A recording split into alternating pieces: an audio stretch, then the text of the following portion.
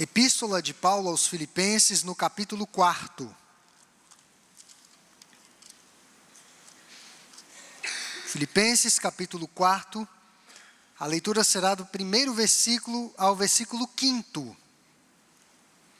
E nos diz assim: Portanto, meus irmãos, amados e muito saudosos, minha alegria e coroa, sim, amados, permanecei deste modo. Vamos ler juntos?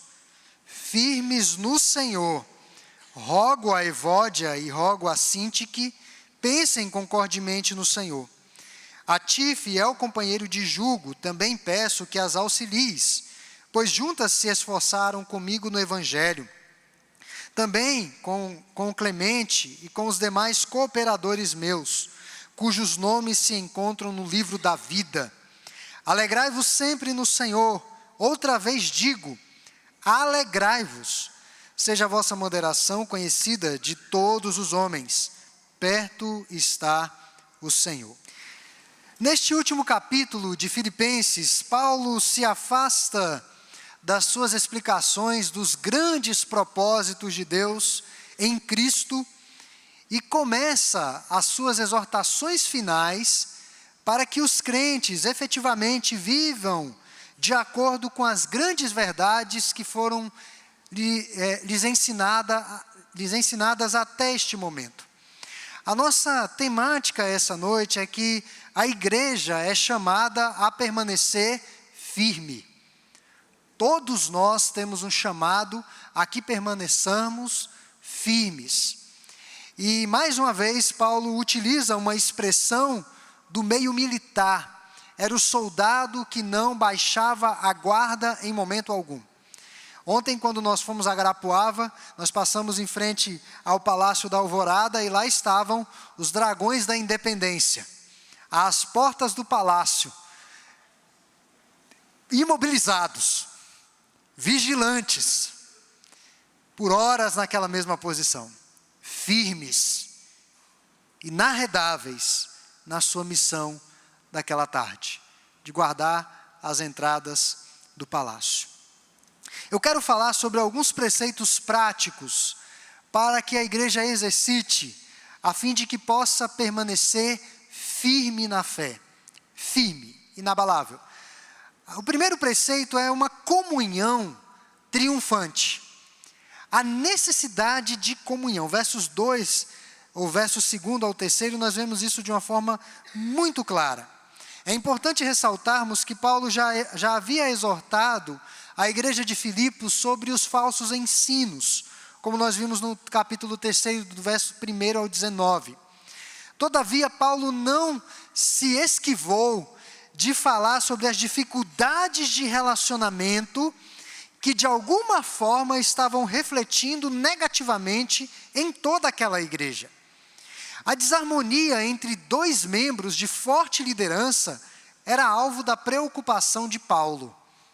Isso não é um problema dos nossos dias, é um problema velho, antigo, de relacionamento entre os irmãos. O apóstolo já havia lembrado aos filipenses, ao longo desta epístola, sobre a importância da unidade. Lá no verso 9 do capítulo 1, ele orou para que o amor entre eles aumentasse mais e mais, fosse cada dia mais intenso. Lá no verso 27 do capítulo 1 ainda, Paulo exorta a que eles permaneçam firmes, num só espírito, como numa só alma. E nós explicamos, numa só ideia, num só pensamento e no mesmo sentimento, uma união de alma. Lá no capítulo 2, verso 2, ele declara: completai a minha alegria de modo que penseis a mesma coisa, tenhais o mesmo amor, sejais unidos de alma, tendo o mesmo sentimento. Cremos que tanto Evódia como Sintique eram cristãs sinceras e dedicadas, irmãs de forte liderança na igreja. Tanto que elas estavam colocadas como uma parte destacada de condução na igreja ali. Não eram pastoras, não eram presbíteras, mas elas exerciam forte influência na igreja. Ambas, como Paulo mesmo diz aqui no verso 3, haviam lutado pelo estabelecimento da igreja juntamente com Clemente. Paulo cita outro nome aí. O estabelecimento, a identidade, o crescimento e a solidez da igreja filipense. Elas eram pioneiras na igreja. Eram crentes antigas na igreja. Mas naquele momento, dá-se a entender que elas estavam em pé de guerra. Havia uma guerra entre essas irmãs. Seus nomes, irmãos, no grego, têm significados assim, bastante interessantes e sugestivos positivamente. Para os irmãos terem ideia, o nome de Evódia significa doce fragrância. É aquele perfume que enche a casa, um perfume agradável, não um perfume enjoativo, mas um perfume que é agradável. O nome de Sintique significa boa sorte. Uma pessoa que deseja o bem a todas as pessoas, que não pode sair o mal dela. Aí você pensa, mas como que é possível essas duas irmãs terem se colidido e ter gerado esse problema na igreja filipense? Elas se mostraram irrepreensíveis em sua maneira de viver e na sua forma de se comportar em meio ao rebanho. O que eu quero destacar aqui é que ao invés de elas buscarem os interesses de Cristo e de sua igreja, elas estavam lutando por causas meramente pessoais. Na igreja não existe espaço para lutas por causas pessoais. Elas cometiam um erro crasso do ser humano. Colocavam o eu acima de tudo e acima de todos. Isso daí foi altamente danoso para a igreja. Ao invés de seguir o exemplo de Jesus em seu serviço, dedicação e sacrifício, que Paulo já citou nessa epístola, elas imitavam as pessoas que trabalhavam por vanglória e por partidarismo, para serem notadas, para serem aplaudidas, para serem apoiadas em alguma ideia. O desacordo destas duas mulheres representava uma séria e presente ameaça à unidade da igreja como um todo. Isso iria afetar aquele rebanho. Então havia necessidade daquelas mentes estarem voltadas para o amor cristão, buscando o bem uns dos outros e não o bem delas. Paulo roga o auxílio de um líder da igreja, cujo nome não aparece. É um líder anônimo. Às vezes na igreja há problemas que as pessoas não conseguem resolver, elas precisam de um mediador, que façam com que as palavras sejam corretamente interpretadas. E esse líder iria ajudá-las no restabelecimento da comunhão. Que sejamos, irmãos, na igreja, essas pessoas anônimas, que quando percebem que há um problema entre irmãos, nós lutamos para que haja o restabelecimento. Que nós sejamos na igreja pacificadores. Lá em Provérbios fala que tem 7 coisas que o Senhor abomina. Aliás, que o Senhor abomina, mas tem uma 7ª que o Senhor... Tem 6 coisas que o Senhor abomina, mas tem uma 7ª que o Senhor detesta, absolutamente. Aqueles que semeiam intrigas entre os irmãos.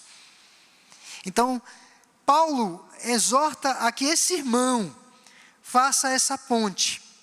Nós devemos pensar na igreja como o corpo de Cristo, que deve viver e trabalhar em harmonia com os demais para a edificação de todos. Por isso que Jesus afirmou que todo reino dividido não subsistirá, pois atacará e boicotará a si mesmo.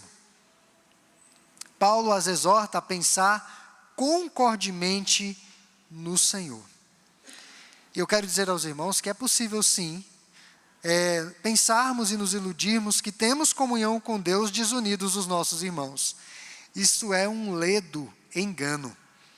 A lealdade mútua é fruto da lealdade a Cristo. Se eu amo a Cristo, eu vou amar a igreja dele. Com todos os seus defeitos, com todas as suas mazelas, com todos os seus problemas. Não existe igreja perfeita aqui na terra. Não existe. Então, se eu amo a Cristo, eu vou amar a sua igreja. Então, a desarmonia fraternal é contrária à natureza da igreja, pois no céu não haverá divisão. A igreja que seremos deve instruir a igreja que somos. Se no céu nós vamos estar juntos, por que nós vamos ficar em pé de guerra na terra? Isso não faz o menor sentido. Isso contraria a natureza da igreja de Cristo Jesus. Meus irmãos, mas além da comunhão triunfante, uma outra marca da firmeza na fé em Cristo é uma alegria verdadeira. Verso 4. Alegrai-vos sempre no Senhor. Outra vez digo, alegrai-vos. Se formos considerar uma palavra-chave nessa epístola, esta palavra será alegria ou regozijo. Paulo usou essa expressão várias e várias vezes, a fim de indicar a sua própria atitude em face a circunstâncias desfavoráveis, difíceis. No verso 4 do capítulo 1, ele ora com alegria, é o que está lá. Verso 18 do capítulo 1, ele se regozijou em sua prisão, porque esta experiência, na verdade, estava ajudando a espalhar o evangelho. A tribulação que Paulo estava sofrendo, estava ajudando a espalhar o evangelho, e ele se alegra por isso. Versos 18 a 19 ainda do capítulo 1, Paulo, além disso, se regozija porque tinha confiança nas orações dos filipenses e no poder do Senhor para capacitá-lo a permanecer fiel às suas convicções cristãs, não importando o que acontecesse pessoalmente com ele, até mesmo a morte. Paulo também se referiu à alegria que os filipenses deveriam sentir como resultado da sua possível volta, visita à igreja filipense, lá no versículo 26 do capítulo 1. Por outro lado, eles também deveriam se regozijar no fato de que Paulo podia jamais retomar aquela igreja antes ter o privilégio de morrer por causa de Cristo, o que era muito melhor, o que ele fala no verso 17 e 18 do capítulo 2. E quando Epafrodito retornasse a Filipos, eles deveriam recebê-lo no Senhor com toda a alegria. É o verso 29 do capítulo 2. E finalmente, irmãos, Paulo volta a um ponto cardeal em sua filosofia de vida. Alegrai-vos no Senhor. Verso 1 do capítulo 3 e verso 4 do texto que lemos. Esta era a lição importante que Paulo havia aprendido e desejava transmitir aos seus amigos cristãos em Filipos. Ele disse muito bem ao escrever: aprendi a viver contente em toda e qualquer situação, por isso tudo posso naquele que me fortalece. Paulo destaca aqui, meus irmãos, nós podemos depreender 3 aspectos da alegria cristã. Primeiro, a alegria é um mandamento. Alegrai-vos no Senhor, é um imperativo, é uma ordem, não tem escolha. Deixar de alegrar-se é desobedecer a Deus. O Evangelho trouxe uma boa nova de grande alegria para todo o povo. O reino de Deus é um reino de alegria. O fruto do Espírito é alegria. Então o crente que não está se alegrando no Senhor tem algo errado na vida dele. Não está frutificando como deveria. Um segundo aspecto da alegria é que a alegria cristã, a alegria verdadeira, não depende do nosso dinheiro, se a conta bancária está gorda ou está magra, se eu estou saudável ou não. Ela não depende de circunstâncias, de momentos, pessoas ou objetos. Paulo diz que devemos nos alegrar sempre, sempre no Senhor. Sempre. Paulo não diz, olha, alegrai-vos quando as coisas estiverem legais, estiverem boas, sempre no Senhor. A vida, meus irmãos, é comparada muitas vezes a um mosaico de cores. E muitas vezes temos várias cores escuras, que deixam esse mosaico sem graça. A vida de todo mundo é assim. Por isso, a nossa alegria não pode depender das coisas deste mundo. A alegria cristã não é a ausência de problemas e de dificuldades. E por ser fruto do Espírito, a alegria não depende de algo fora de nós. A alegria depende daquilo que Deus está fazendo dentro de nós, pelo poder do seu Espírito. Então, se eu sou um cristão infeliz, isso significa que eu não estou frutificando como deveria. Porque as coisas dessa terra não dão uma alegria constante. São alegrias efêmeras e passageiras. Eu sempre gosto de contar a história de uma irmã, quando falo de alegria, que ela havia tentado, ela não revelou exatamente quantas vezes. Ela havia tentado a habilitação diversas vezes. O dono da autoescola estava muito bem com o dinheiro que ela estava dando. Ela era reprovada constantemente naquele teste de volante. Um belo dia, pela misericórdia, foi o que ela disse. Ela fez aquele teste e finalmente foi aprovada. Aquela irmã estava tão feliz. Eu me lembro como se fosse... Ela era superintendente da escola dominical, que eu era pastor. Ela estava tão feliz que na escola... Ela estava com um sorriso do lado a outro na escola dominical, do início ao fim. Ela não conseguia, ela só orou para começar a superintendência e já compartilhou.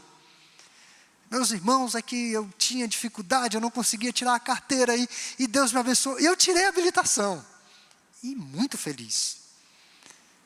Mas no domingo seguinte ela estava normal.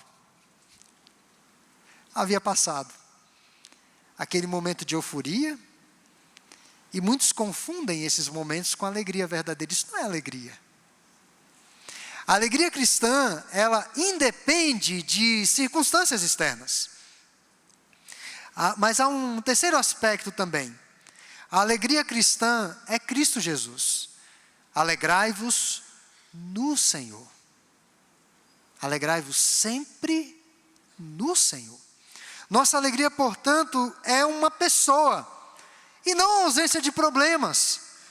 Eu conheço cristãos que têm de conviver com dores físicas 24 horas por dia e sem expectativa de terem cura pela via médica. Mas a despeito disso são alegres, são felizes no Senhor. E nós precisamos aprender com essas pessoas. Quem tem Jesus experimenta a verdadeira alegria. Por isso eu questiono muito a espiritualidade de cristãos amargos e azedos com tudo e com todos. Amargos com o tempo, está quente, está frio, com a comida que não foi boa, com o trânsito, com aquele incircunciso que lhe deu uma fechada no trânsito. Crentes azedos, amargos com a vida, que não conseguem ver as coisas boas da vida que Deus dá e não conseguem se alegrar em Deus.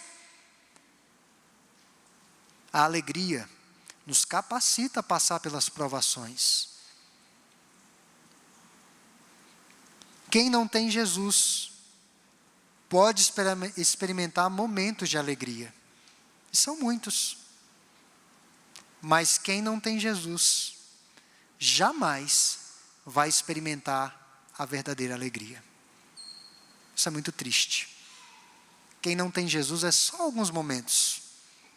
Mas quem tem Jesus tem alegria a vida toda. Eu não sei se eu estou me fazendo entendido, que a alegria não é abrir sorriso.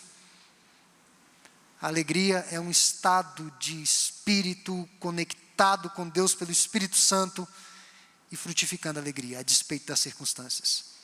É importante ressaltar que Paulo não estava numa colônia de férias, Paulo não estava no Caribe, naquele mar verde e azul, Paulo não estava no Nordeste, nas suas águas quentes, comendo camarão. Paulo estava preso, com um soldado ao seu lado.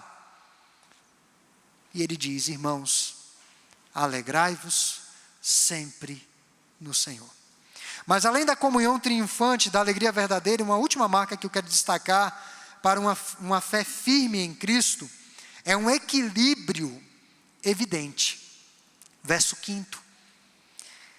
Seja a vossa moderação conhecida de todos os homens, perto está o Senhor. Ah, meus irmãos, como é difícil hoje isso nos nossos dias. As pessoas vivem tão descompensadas. Tristeza demais, alegria demais, trabalho demais, cansaço demais, exaustão demais, tudo demais, comida demais, preguiça demais. uma ausência de equilíbrio na vida. A necessidade de o crente cuidar das reações e atitudes do seu próprio coração. A moderação está intimamente relacionada à maneira como nós nos portamos, ao nosso temperamento mesmo. Um cristão não pode se dar ao luxo de ser uma pessoa de pavio curto, explosiva, destemperada, desequilibrada e sem domínio próprio. Porque o domínio próprio também é fruto do Espírito. Não é algo que depende de nós.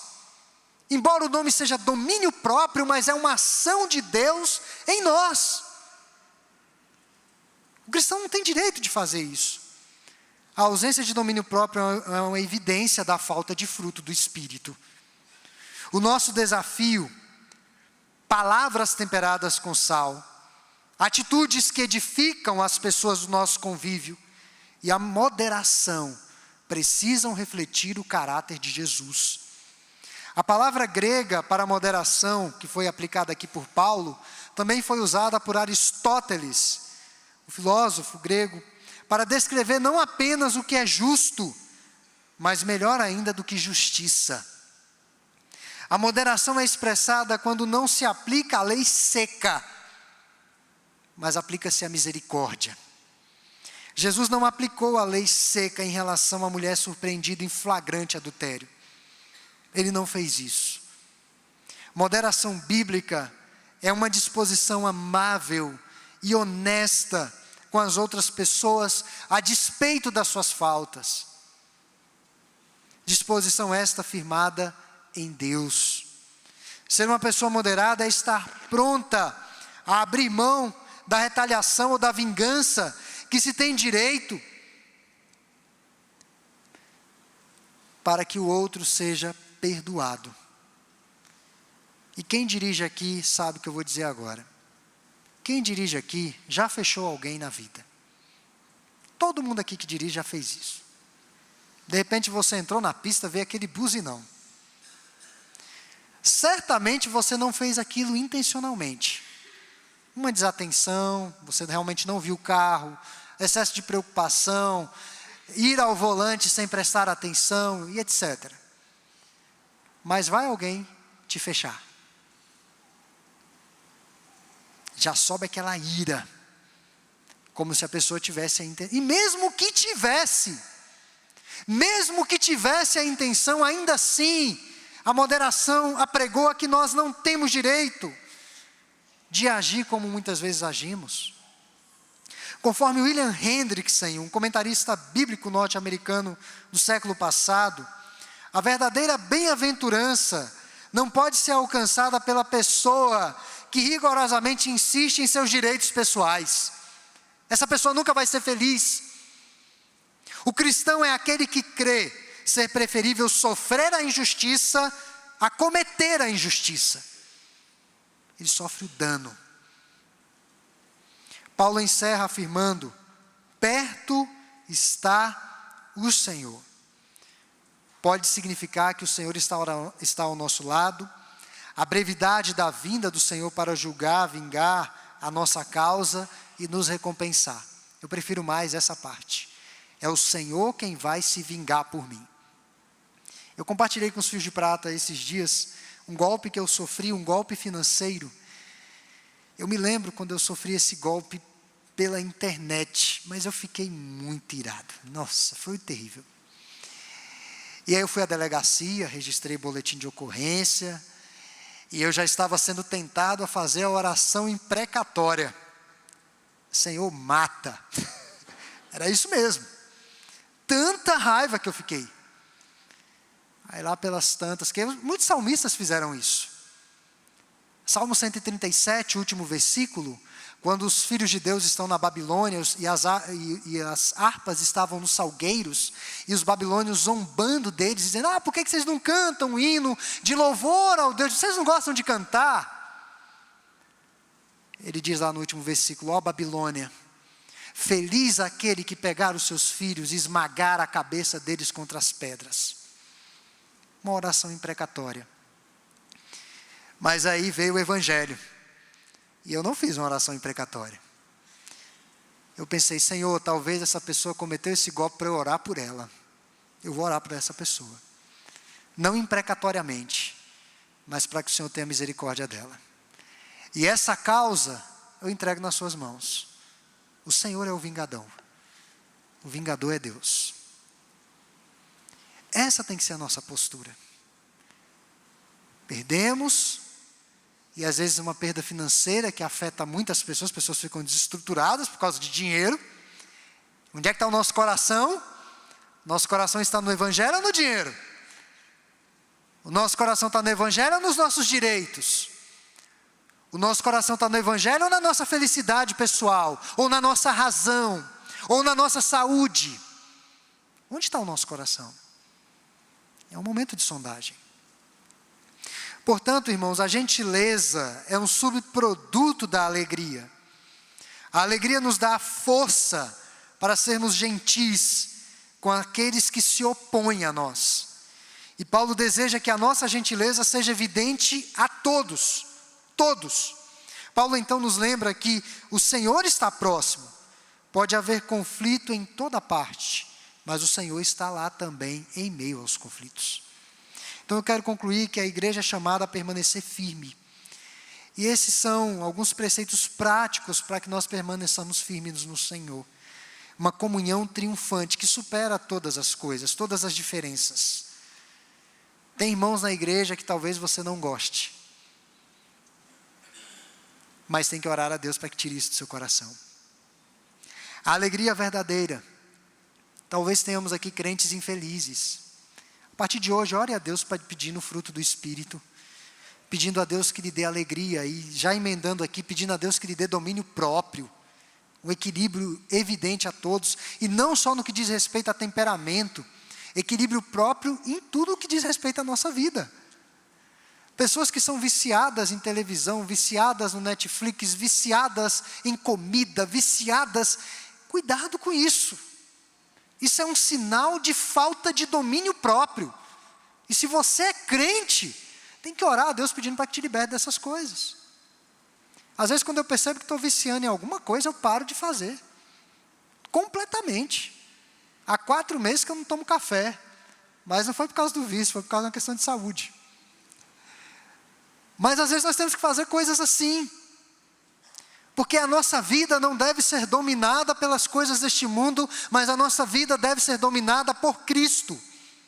Embora o apóstolo Paulo não tenha escrito nada sobre a possível reconciliação dessas duas irmãs, a Evódia e a Sintique, existe uma evidência histórica, indireta, que talvez mostre que elas se reconciliaram. No início do segundo século, a igreja de Filipos escreveu a um líder da igreja, Policarpo, de Esmirna. E eles perguntaram sobre outro ministro, Inácio de Antioquia. Como está Inácio? Porque Inácio de Antioquia havia sido preso e levado para Roma. Estava com a cabeça para ser ali na guilhotina.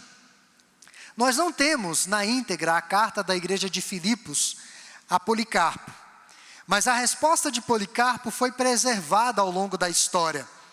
E Policarpo respondeu com a sua própria epístola aos Filipenses. Ele escreveu uma carta aos Filipenses. E aqui eu tenho alguns trechos que dão a entender que aquela igreja foi restabelecida na comunhão. Escreveu Policarpo, abre aspas. Seguiram o exemplo do amor verdadeiro e ajudaram aqueles que foram presos em correntes. Se referindo à igreja de Filipos. E ele continua. Eu me alegro também que sua fé firmemente enraizada, conhecida desde os primeiros dias, permanece no presente e produz frutos para o nosso Senhor Jesus Cristo. Fecha aspas. Ou seja, aquela igreja permaneceu firme no Senhor. Ela permaneceu firme na comunhão. Muito possivelmente essas irmãs se reconciliaram e a igreja pôde seguir. Meus irmãos, algumas indagações. O que será escrito sobre a nossa igreja daqui a 50 anos? O que os nossos filhos e os nossos netos vão falar de nós em meio ao rebanho de Cristo? Será que a nossa igreja vai ser conhecida como a igreja da unidade? Se trabalhamos juntos, o fruto da unidade crescerá e permanecerá por muitos anos. A reconciliação e a unidade da igreja é uma responsabilidade de todos os seus membros. Então, se eu percebo que há um problema na igreja, isso não é um problema dos que estão no epicentro, mas é um problema meu, porque eu sou parte do corpo de Cristo. Então eu vou sentir isso também. Nós temos trabalhado pela unidade da igreja, nós somos pacificadores, nós temos desfrutado da alegria em meio às provações. As pessoas que nos cercam podem afirmar que somos moderados em todas as coisas. As pessoas que estão mais próximas a nós, elas podem dizer que somos moderadas no uso do dinheiro, no alimento, no sono, no trabalho. É essas pessoas que vão dizer a verdade sobre nós, porque elas sabem como nós estamos vivendo. E acima de tudo, a palavra do Senhor. Que Deus nos ajude a permanecermos firmes no Senhor. Que a nossa igreja seja alvo dessa graça reconciliadora de Cristo, e expresse o seu amor, e tudo isso para a glória do nosso Deus. Amém.